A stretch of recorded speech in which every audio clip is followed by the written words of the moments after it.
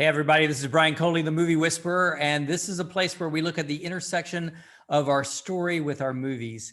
Today I wanted to start a series where we take one movie and do one movie at a time and look at that movie, and I want to kind of convince you to see the movie, not for the sake of like, wow, you should see this movie because it's so great, but for the sake of seeing it through the lens of what it has to say about our cultural story. And where we're headed as a country. So I just think it's so important that we watch these movies from that standpoint. So I want to convince you to see a movie today, which is Mank. Mank is on Netflix right now, so it's real easy to see. I think that's part of the problem right now is that there's these movies. If you're like me, you like go to Netflix and like, oh, I don't know, maybe I'll see it tomorrow or something like that. But it's there and it's accessible. So see Mank. I'll play the trailer so you can see some of the images as I talk about it. There is reasons to see it besides what I'm going to talk about as far as the intersection of our cultural story. And that's because it's such a incredible movie from the standpoint of looking at the 30s and 40s, the world of the 30s and 40s, and that old Hollywood. If you're a lover of TCM or old Hollywood movies, then you're going to love this film. It is based on Herman Mankiewicz, who is credited with writing Citizen Kane. So there's two movies I need to talk about. One is Citizen Kane. If you don't know, Citizen Kane is heralded as one of the greatest movies ever made. Orson Welles directed it, and so Gary Oldman in this film plays Mank, who actually is the screenwriter behind it. So we're looking at the world that Mank lives in and floats in, this kind of soup he's swimming in of all these Hollywood executives, mayor, and then he's meeting William Randolph Hearst. Now, if you don't know, Citizen Kane is kind of based on William Randolph Hearst's life. And so you see Mankiewicz, who's actually running in those circles and writing something to expose the life of Hearst. So that's kind of what the movie is about. It's not really about, the struggle between Orson Welles and Mankiewicz as far as making the movie, but it's more about, Mankiewicz being in these circles and seeing sort of the underbelly of what's going on in Hollywood at the time. And you can see it's just a beautiful film from the standpoint of production design, direction, lighting. I mean, Orson Welles was really known for, at the time with Citizen Kane, kind of innovating what lighting looked like in black and white films, where he used the use of shadow, and you see such beautiful costume design. Everything is shot so beautifully. For the story alone, I would highly recommend it. It's like a biopic and a biopic. So if you like that kind of thing of true stories, you'll love this film. And if you love old Hollywood, then you'll get that kind of inside glimpse of what's going on at this period of time, which is pretty significant and pretty reflective of the times that we live in. It was a time in which in the movie, they do a huge chunk of the movie during this time in which there was this election. And during this election, if you like a movie that might be based on the concept of, here's Hollywood and they're actually manipulating the fake news, and they're sort of seen as, it not being a good thing for Hollywood to be in bed with politics, then this is your movie, because it really is kind of a cautionary tale of what it looks like when Hollywood and the rich and all combine to make sure that this certain candidate gets elected. And Upton Sinclair, who is the other candidate, is not going to be elected. And so the studio actually creates these fake newsreels in which they use their actors and use their set pieces to actually label Upton Sinclair as this, guess what, liberal socialist. So you see the studios being the ones who actually are for the conservative candidate and not for, or for the business candidate, and not for the quote socialists that they see as, being much more for the everyman. So that in itself is very reflective of where we are, but that's not the reason I want to kind of dive into this film as to what it says and what it says about where we may be going as a country. So let me tell you about a couple of things that I really would love for you to look at. Tell me what you think in the comments as far as how you think this might be reflective of where we are and where we might be headed as a country. So two things that I feel like Mank kind of piggybacks on from previous Oscars that amplifies these themes of previous Oscars. One is really fascinating.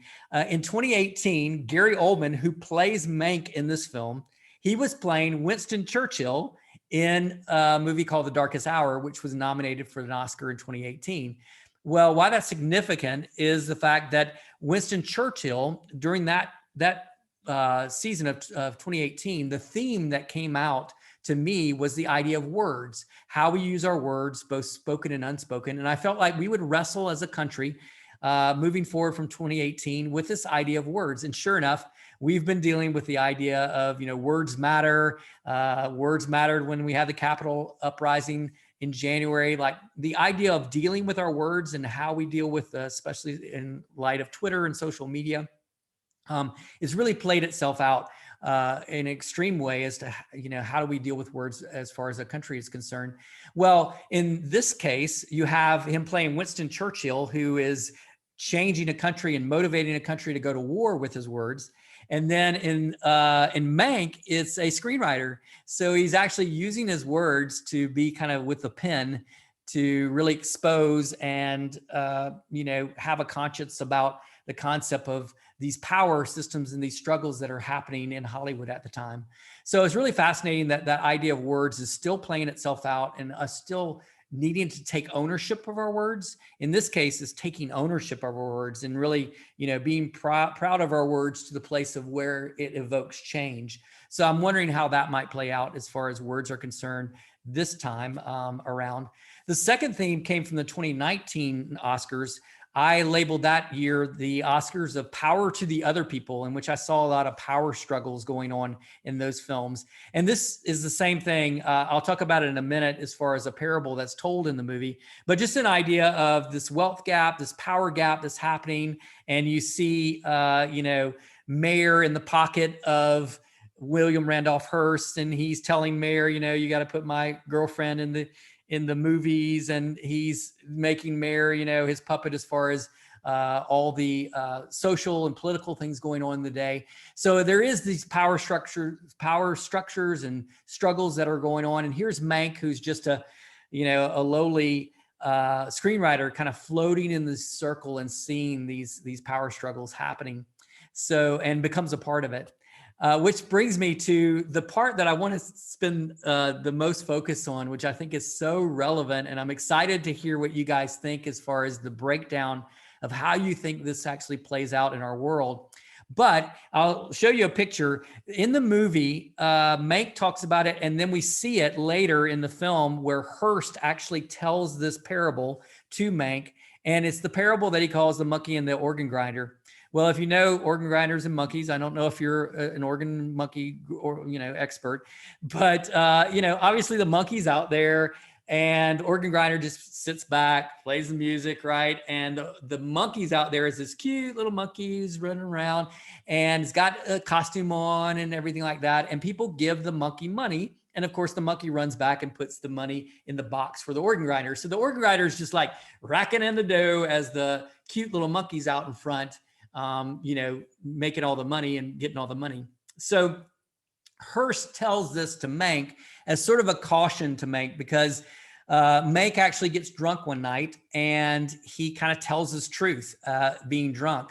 And Hearst has him around because he likes him. He's like this court jester, basically, with his words and his wit. And so Hearst likes having him around. It's almost like this cute little monkey that is, getting him money or creating these nice parties and stuff like that. Well, Hearst tells him, hey, listen, let me tell you the parable of this organ grinder monkey, but he tells it as if the monkey thinks that he's the star of the show. So he tells it as if, here's the monkey and he's dressing up every day. And he's like, who is this guy behind me who's like got this box and making this music like I'm the star of the show? And so Hearst is trying to say, hey, listen, dude, I don't know if you know it, but I'm the organ grinder and you're the monkey. Let me just put you in your place.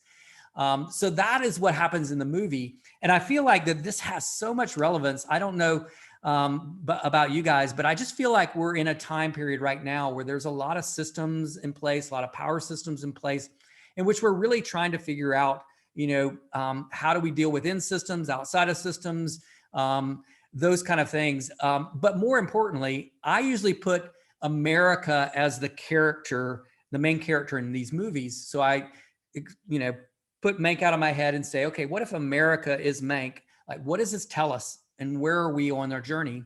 And it just hit me like a ton of bricks. Like, this was one of those insights where I was like, oh my gosh, is this what's going to happen? I'm usually totally wrong. So just want to disclaim that I'm usually totally wrong. But when I watched Mank, I went, here's a guy who wants ownership of his words. And the reason he wants his name on the script is because he wants to say, hey, I'm going to put my name as an act of consciousness to actually exposing these power gaps and these, wealth gaps in the society and what's going on, this manipulation that's going on behind the scenes. And so he does that as that act of ownership of his script.